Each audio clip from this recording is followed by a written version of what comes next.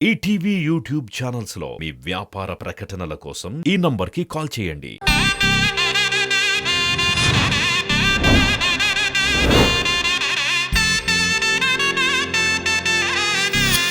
శ్రీవల్లి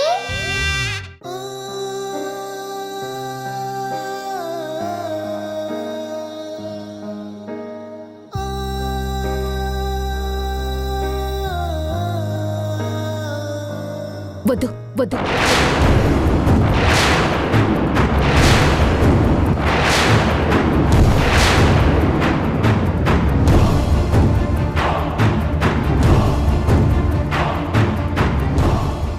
ఏంటి కేశవ, ఇంటికొచ్చే వరకు శ్రీవల్లి సైలెంట్గా ఉండి ఇప్పుడు దిష్టి తీయద్దు అని అలా చేయి అడ్డు పెడుతుంది. అక్కడ జరిగింది పెళ్ళే కాదు, వీడు నా భర్త కాదని అంటుందా ఏంటి? నాన్న ఆల్రెడీ త్రిదేవ్ తన అల్లుడని అంగీకరించాడు కదా. శ్రీవల్లి ఆయన మాటకి ఎదురు చెప్పదు. కాకపోతే తనకిష్టమైన సుబ్బుతో పెళ్లి జరగకపోయేసరికి ఇలా ప్రవర్తిస్తుందనుకుంటా. అందుకే ఈ ఫార్మాలిటీస్ అన్ని వద్దంటుందేమో. అదేంటమ్మా, దిష్టి తీస్తానంటే ఎందుకు వద్దని అంటున్నావు? పెళ్ళైన కొత్త జంట ఇంట్లో కడుగు పెట్టేటప్పుడు ఇలా దిష్టి తీయాలి శ్రీవల్లి. తర్వాత మిద్దరు కుడికాల లోపల పెట్టి ఇంట్లోకి రావాలి. ఒక నిమిషం అక్క. త్రిదేవ్, కొంచెం అటు పక్కకి వెళ్తావా?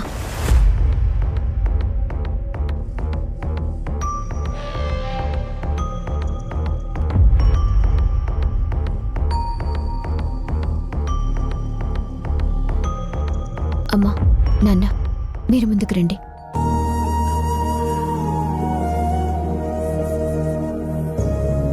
రండి నాన్న.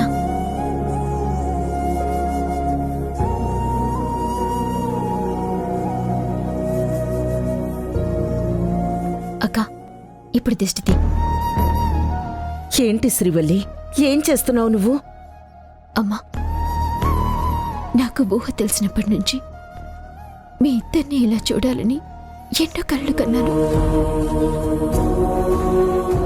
ఈ రోజుకి నా కళ నెరవేరింది.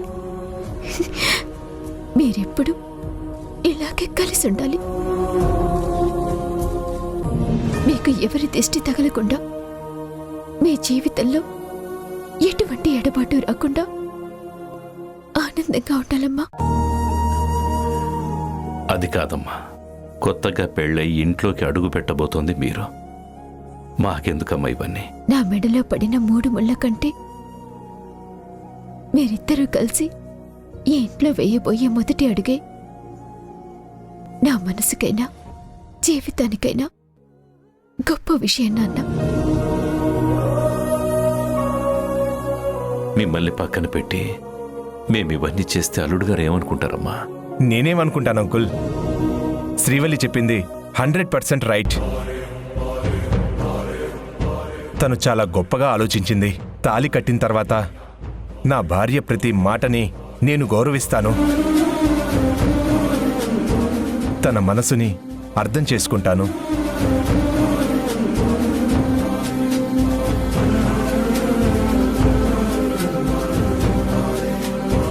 అక్క, మీరు దిష్టి తీయండి.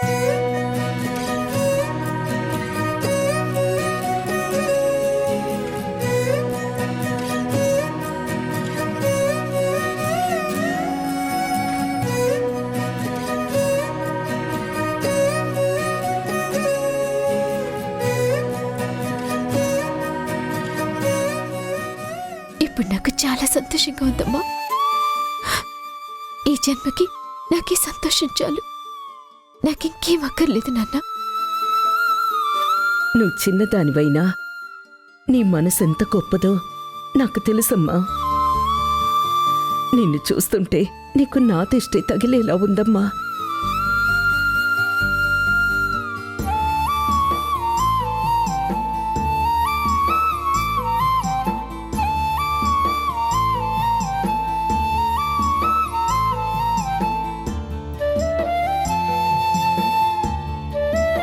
అమ్మ కల్పన, శ్రీవల్లికి త్రిదేవికి దిష్టి తీయమ్మా.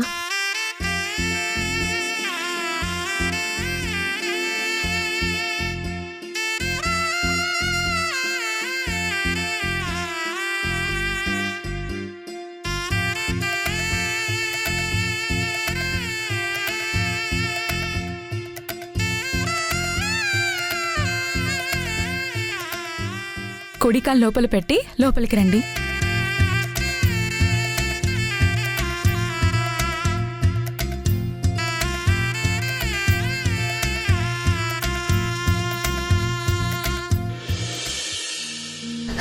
సుబ్బు, ఊరి ఊరి మీ భూమికి ఊరిగే ఆకాశం శ్రీవల్లి, ఆ చినుకు తడిలో కలతే ఆమోదం. నిన్ను చూస్తుంటే నువ్వు సుబ్బు గురించి ఆలోచిస్తూ బాధపడుతున్నావని తెలుస్తుంది. జీవితంలో అన్నీ మనం అనుకున్నట్టే జరగవు శ్రీవల్లి. కొన్నిసార్లు మనం ఊహించినవి జరుగుతుంటాయి. జరిగిన వాటినన్నీ మనం డైజెస్ట్ చేసుకోవాలి. దానికి తగ్గట్టు అడ్జస్ట్ అవ్వడం కష్టమే, కానీ తప్పదు శ్రీవల్లి. మన లైఫ్లో జరిగే ప్రతి విషయానికి ఒక కారణం ఉంటుంది. ఏం జరిగినా అంతా మన మంచికే జరుగుతుంది అనుకోవాలి. కొన్ని జ్ఞాపకాలు మనసులో ముళ్ళులా గుచ్చుకుంటాయి. మర్చిపో అని చెప్పడం చాలా ఈజీ, కానీ అది అనుభవించే వాళ్ళకి మాత్రమే తెలుస్తుంది. అలాగని ఆ జ్ఞాపకాలను తలుచుకొని బాధపడుతూ భవిష్యత్తులోని ఆనందాన్ని దూరం చేసుకోకు శ్రీవల్లి. కాలం గడిచే కొద్దీ మనిషి తన గతంలో జరిగిన విషయాలను మర్చిపోతూ ఉంటాడు.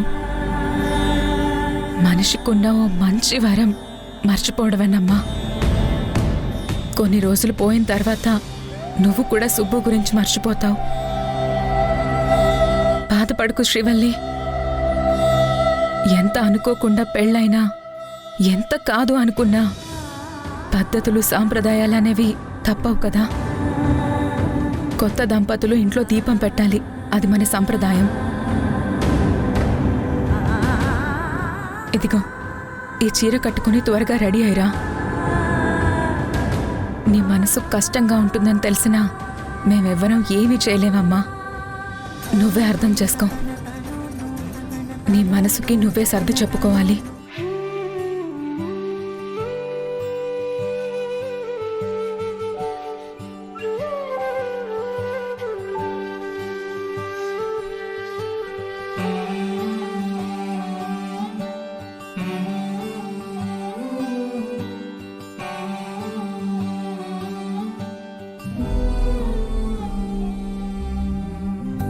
గుండెలోనా సవ్వడుందే, గొంతులోనా. శ్రీవల్లి, ఏంటమ్మా అలా ఉన్నావు? ఇంకా చీర కట్టుకోలేదేంటి? నేనెందుకు ఇలా ఉన్నానో నీకు తెలుసు కదమ్మా. అసలు సుబ్బుకి ఏమైందమ్మా? అసలు ఇప్పుడు ఎక్కడున్నాడు? నిన్నటి నుంచి అసలు ఏమైపోయాడు? ఫోన్ చేస్తే రెస్పాన్స్ లేదు. కనీసం తను ఎక్కడున్నాడు కూడా ఫోన్ చేయలేదు. అసలు నాకు ఇలా జరిగిన విషయం సుబ్బుకి తెలుసా తెలీదా? ఏవోనమ్మా, నిన్నటి నుంచి సుబ్బు మాకెవ్వరికీ కాంటాక్ట్ అవ్వట్లేదు. నీ విషయం అతనికి తెలుసో లేదో కూడా ఏమీ అర్థం కావట్లేదు. చూడు శ్రీవల్లి, అంతా సుబ్రహ్మణ్యేశ్వర స్వామి ఆజ్ఞ ప్రకారమే జరిగిందని అందరం నమ్ముతున్నావు. మనం నమ్ముకున్న ఆ దేవుడు మనకి మంచే చేస్తాడమ్మా. ఇక నువ్వే దిగులు పెట్టుకోకుండా, దేని గురించి ఆలోచించకుండా స్వామివారి మీదే అంతా భారం వేసి త్వరగా చీర కట్టుకుని రెడీ అవ్వమ్మా.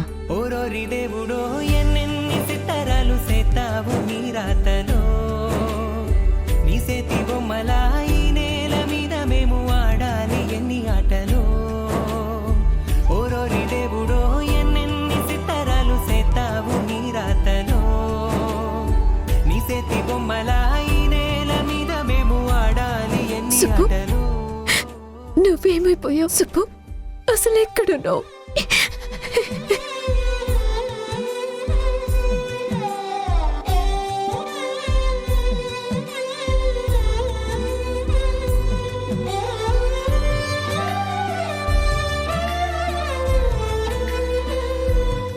ఈ బాటిల్ అయిపోయాక ఇంకో బాటిల్ మార్చండి. Okay sir.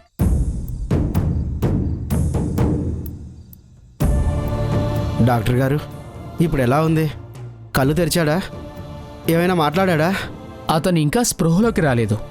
అతని వివరాలు ఏమైనా తెలిసాయా? ఆ అబ్బాయి ఎవరో ఏంటో తెలుసుకుందామంటే అతని దగ్గర ఫోన్ గాని తనకు సంబంధించిన వివరాలు గాని ఏమీ లేవు డాక్టర్ గారు. ఏం చేయాలో మాకు తెలియటం లేదు. అతనికి ఏమన్నా అయితే మన పరిస్థితి ఏంటి? అప్పుడే డాక్టర్ గారు పోలీసులకు చెప్దామంటే వద్దు అన్నాం. అనవసరంగా ఇప్పుడు మనం ఇరుక్కునేలా ఉన్నాం. మీరేం టెన్షన్ పడకండి. అతని ప్రాణానికేమీ ప్రమాదం లేదు. మీరు కరెక్ట్ టైంకి అతన్ని హాస్పిటల్కి తీసుకొచ్చి మంచి పని చేశారు. అతనికి ట్రీట్మెంట్ అయిపోయింది. ఇంకో 2-3 గంటల్లో స్పృహలోకి రావచ్చు. అతను స్పృహలోకి వచ్చాక అన్ని విషయాలు కనుక్కుందాం. చాలా సంతోషం డాక్టర్ గారు. దేవుడిలాగా అతని ప్రాణాలు కాపాడారు. నాకెందుకయ్యా నమస్కారం. మీరు సమయానికి అతన్ని హాస్పిటల్కి తీసుకొచ్చారు. జస్ట్ నా డ్యూటీ నేను చేశానంతే. ఆ క్షణం వరకు నాకు కూడా తెలీదు. అనుకోకుండా అలా పెళ్ళైపోయింది. కావాలంటే నేను అమెరికాకు వచ్చాక అందరినీ పిలిచి రిసెప్షన్ ఏర్పాటు చేద్దాం, సరేనా? ఆ అమ్మాయి గురించి చెప్పమంటే ఏం చెప్పాలరా? తను 24 క్యారెట్స్ గోల్డ్. తన మనసు చాలా గొప్పది. ఇంకా తను చాలా సెన్సిటివ్ కూడా. తను చాలా అందంగా కూడా ఉంటుందిరా. ఒక్క మాటలో చెప్పాలంటే తను ఒక దేవత. శ్రీవల్లి నా భార్యగా రావటం నా అదృష్టమనే చెప్పాలి. ఈ ఇంట్లో వాళ్ళు పూజించే సుబ్రహ్మణ్యేశ్వర స్వామి ఆశీర్వాదం వల్ల అంతా మంచే జరిగింది. ఎక్కడున్నారు ఈయన?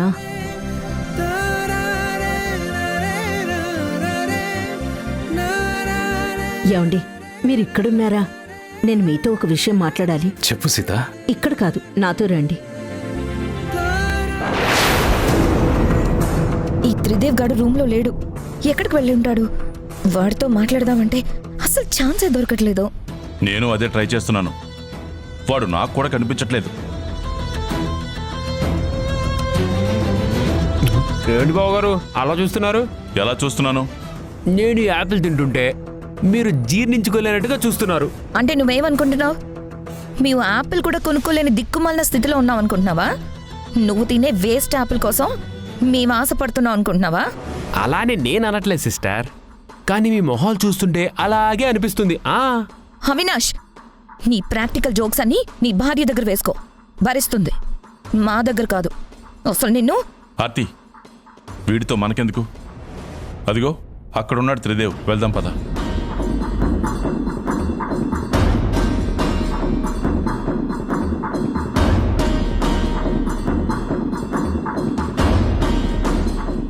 త్రిదేవ్, ఒక్క నిమిషం సిస్టర్. ఇంకేంట్రా విశేషాలు? అక్కడ పరిస్థితి ఎలా ఉంది? నేను కూడా రావాలా? ఇప్పుడే పెళ్ళైంది కదరా. నేను వెంటనే అక్కడికి రాలేనురా. ఎప్పుడొస్తానో ఇంకా క్లారిటీ లేదురా.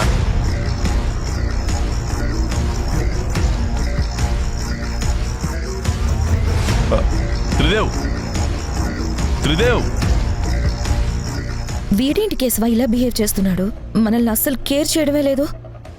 ఎలా బిహేవ్ చేస్తున్నాడు సిస్టర్?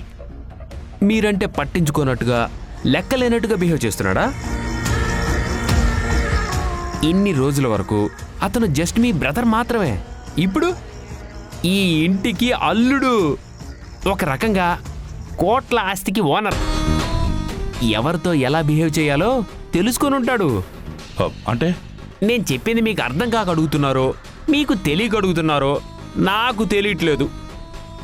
సరే, మీకు అర్థమయ్యేలా చెప్తాను, జాగ్రత్తగా వినండి. ఇంకా మీతో త్రిదేవ్కి ఏ అవసరం లేదు. అతని దృష్టిలో మీ ఇద్దరు ఇంట్లో ఉంటున్న ఆ అతిథులు. పంతులు ఎంత బాగా మంత్రాలు చదివినా తంతు ముగిసే వరకే కదా. ఆ తర్వాత పంతులు గురించి ఎవరు పట్టించుకుంటారు చెప్పండి? చెప్పండి.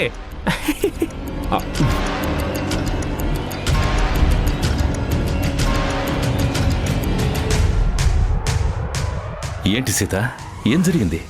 నన్ను కంగారు పెట్టకుండా తొందరగా విషయం ఏంటో చెప్పు. సుబ్బు గురించి నాకు చాలా భయంగా ఉందండి. అర్థమైంది, కానీ మనం ఏం చేయగలం చెప్పు. సుబ్బు శ్రీవల్లిని ప్రాణంగా ప్రేమించాడు. తన మీద ఎన్నో ఆశలు పెట్టుకున్నాడు. కానీ ఇప్పుడు మన చేతుల్లో ఏం లేదు కదా.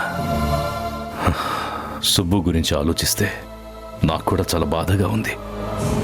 కానీ ఈ విషయంలో మనమంతా నిమిత్త మాత్రులం. విధిరాతనెవరూ కాదనిలేరు కదా. ఒకసారి సుబ్బును కలిసి నేను అన్ని విషయాలు వివరిస్తాను.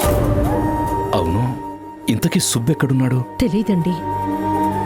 అతనికి ఫోన్ చేస్తే కలవట్లేదు.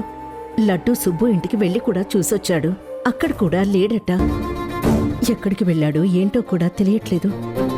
అసలు శ్రీవల్లికి పెళ్లి జరిగిన విషయం సుబ్బుకి తెలుసో లేదో కూడా నాకు తెలీదు. అందుకే నాకెందుకో భయంగా ఉందండి. సరే, నువ్వేం భయపడుకో. అతను ఎక్కడున్నాడో నేను తెలుసుకుంటాను. ప్రసాద్ సార్. ఇలారా. చెప్పండి సార్. నిన్నటి నుంచి సుబ్బు కాంటాక్ట్లో లేడు. ఏమయ్యాడో తెలియటం లేదు. నువ్వు పోలీస్ స్టేషన్కి వెళ్ళి ఏసీపీ గారిని కలిసి సుబ్బు ఎక్కడున్నాడో ఏమయ్యాడో వెంటనే కనుక్కోమని చెప్పు. అలాగే సార్. ఒక్క నిమిషం. అనఫీషియల్గానే ఎంక్వైరీ చేయమని చెప్పు. సరే సార్. ఏసీపీ గారు సుబ్బు గురించి తొందరగానే తెలుసుకుంటారు. నువ్వేం టెన్షన్ పడకు. అతని జాడ తెలియగానే అతనితో నేను మాట్లాడతాను. ఏమని మాట్లాడతారండి? అతనికి ఏమని సమాధానం చెప్తారు? జరిగిన విషయాన్ని సుబ్బుకెలా చెప్తారు? నువ్వు ప్రేమించిన శ్రీవల్లి ఇప్పుడు ఇంకొకరి భార్య అని చెప్తారా? ఆ మాట విని సుబ్బు తట్టుకోగలడా? కష్టమని తెలుసు, అలాగని చెప్పకుండా ఉండమంటావా? అతను ఎలా రియాక్ట్ అయినా జరిగింది ఇది అని చెప్పాలి కదా. సుబ్బుకి తీరని అన్యాయం జరిగింది. ఇదెవ్వరం కాదనిలేం. కానీ ఆ అన్యాయానికి కారణం కూడా మనమెవ్వరం కాదు, పరిస్థితులు. జీవితంలో కొన్ని సంఘటనలు చాలా కఠినంగా ఉంటాయి సీత. వాటిని ఎదుర్కోలేం. అలాగని వాటి నుంచి తప్పించుకోనులేం. అనుభవించాలి. అంతకు మించి మరో మార్గమే లేదు. ఈ జీవితం ఎప్పుడూ ఒక చిక్కుముడే సీత. ఈరోజు ఇలా ఎందుకు జరిగిందో అర్థం కాదు. రేపేం జరుగుతుందో తెలీదు. కష్ట సుఖాలు, ఎత్తుపల్లాలు, సంతోషాలు, బాధలు అన్నీ ఉంటాయి. వాటినన్నింటినీ తట్టుకొని బతకాలి. తప్పదు. మన విషయమే తీసుకో. 23 సంవత్సరాలు మనం దూరం అవడానికి పరిస్థితుల ప్రభావమే, కానీ మన తప్పు ఏమన్నా ఉందా? లేదు కదా. అయినా కూడా శిక్షను అనుభవించాం. శ్రీవల్లి సుబ్బు పెళ్లి చేసుకొని ఆనందంగా బతకాలని ఎన్నో కలలు కన్నారు. కానీ దైవ నిర్ణయం ఇంకోలా ఉంది. వాళ్ళిద్దరూ భార్యాభర్తలవ్వాలని వాళ్ళ తలరాతల్లో లేదు.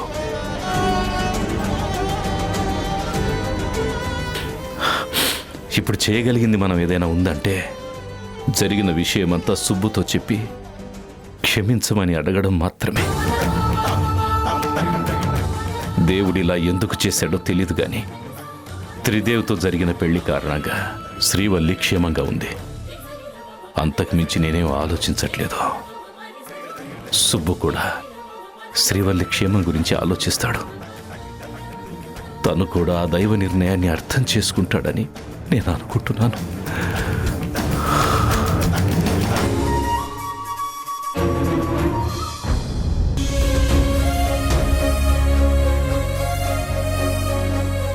శ్రీవల్లి,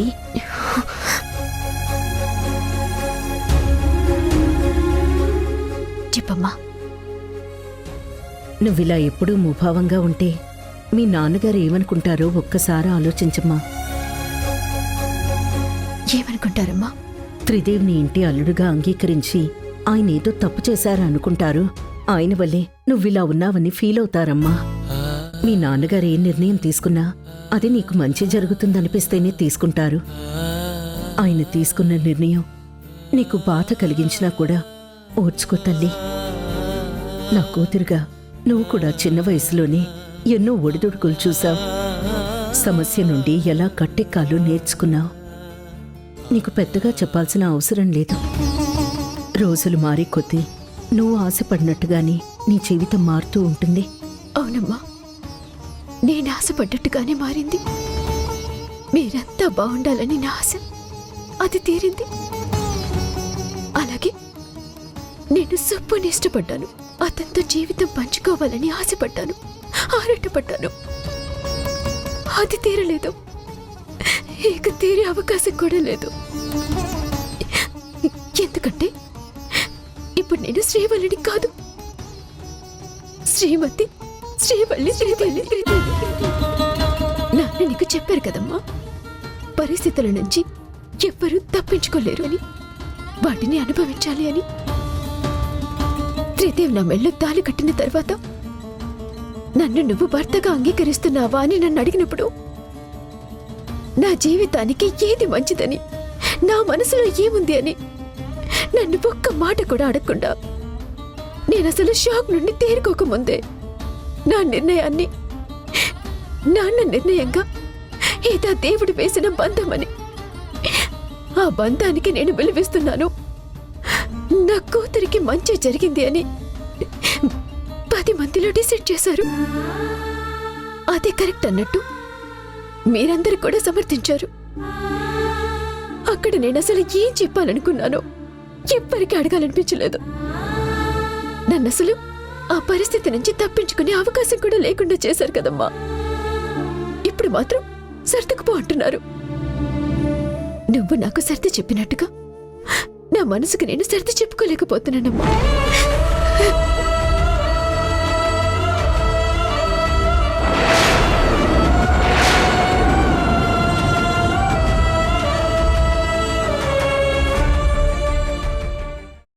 రే, నీ గురించి నాకు బాగా తెలుసు.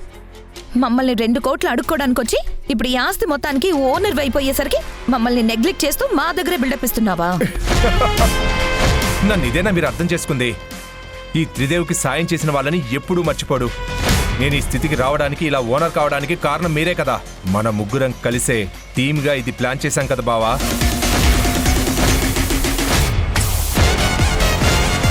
ఈటీవీ విన్ యాప్ రోజుకి కేవలం రూపాయి మాత్రమే. ఇప్పుడే ఈటీవీ విన్ యాప్ డౌన్లోడ్ చేసి సబ్స్క్రైబ్ చేయండి.